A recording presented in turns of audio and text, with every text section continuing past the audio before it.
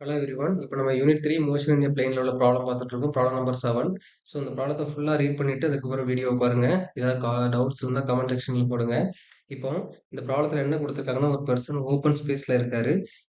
ஒரு ஓகேங்களா. அதுக்கப்புறம் அவர் வந்து ஒரு ஃபிளைட்டோடைய சவுண்டை கேட்கறாரு. அந்த சவுண்ட் வந்து அவரால் என்ன சென்ஸ் பண்ண முடியுதுன்னா 60 degree from the horizontal angle இருந்து இருக்குது. அந்த சவுண்ட் வருது, அங்கிருந்து வந்துட்டு இருக்கு அப்படின்னு அவரால் ப்ரெடிக்ட் பண்ண முடியுது.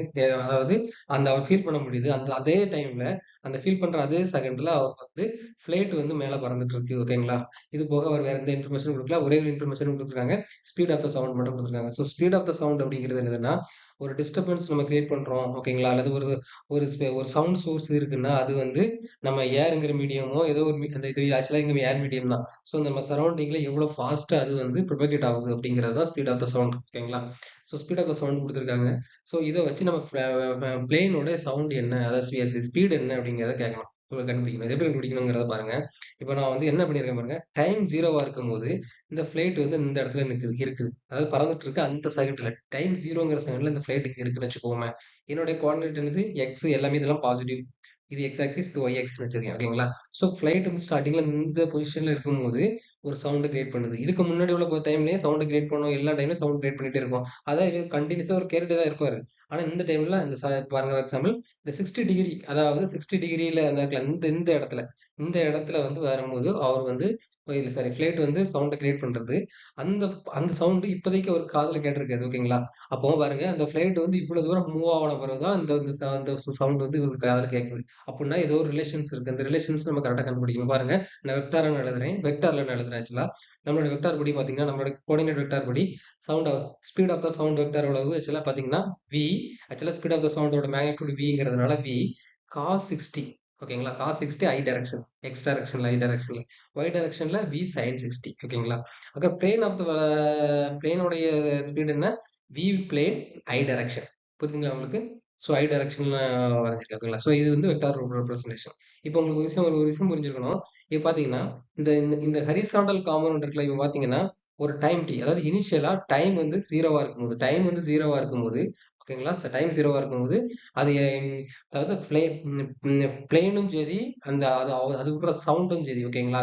அதே இன்ஸ்டன்ட்ல ஒரே இடத்துல தான் இருக்கும். அப்புற டைம் டி அப்படிங்கிற டைம்ல இது டி டிஸ்டன்ஸ் கடந்திருக்கும் பிளைட். அதே சமயத்துல இதுவும் ஹரிசாண்டலா டி டிஸ்டன்ஸ் ரீச் ஆயிருக்கும். ஏன்னா அப்பதான் ரெண்டும் கரெக்டா வரும். கரெக்டா. அதே சமயத்துல இது ஒய் டைரக்ஷன்ல மைனஸ் ஹெச் அப்படிங்கிற டிஸ்டன்ஸ் மூவ் ஆயிருக்கும்.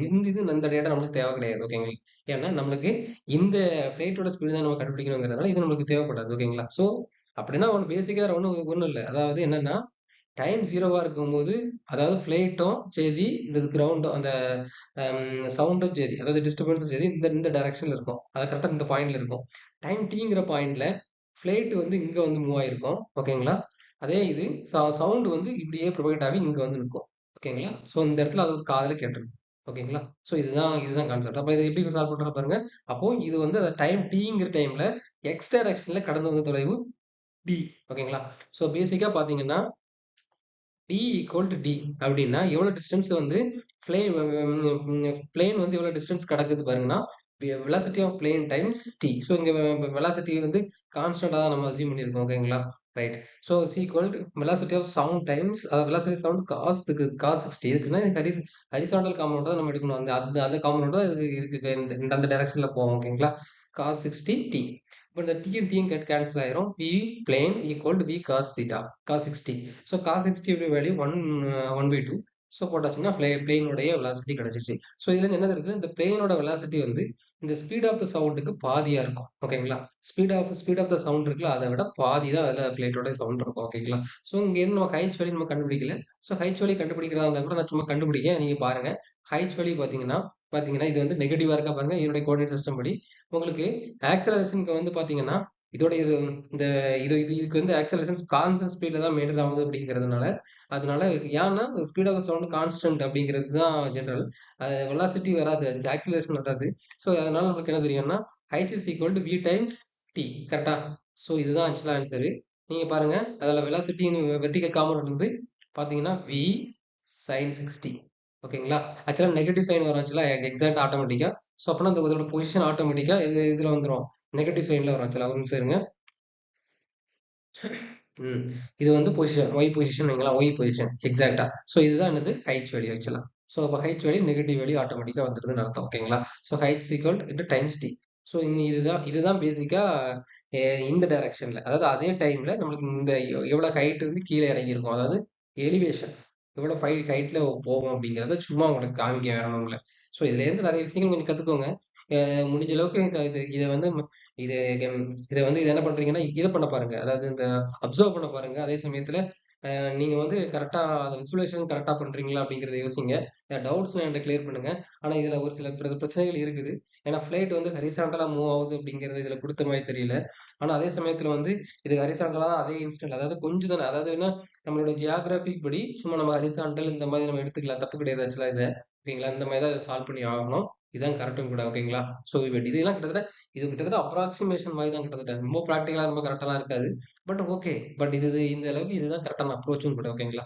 Thank you. நீங்க இந்த மாதிரி தான் நான் இந்த வீடியோ நான் இந்த மாதிரி விஷயங்கள்லாம் போடுறதுக்கு காரணம் என்னன்னா, இது ப்ரீவியஸ் இயர் கொஸ்டின் பேப்பர் இத்தனை இந்த இந்த வருஷத்துக்குள்ளது இப்படி இப்ப சால்வ் பண்ணுங்க, அப்படி சால்வ் பண்ணுங்க எதுவுமே நான் சொல்ல மாட்டேன்.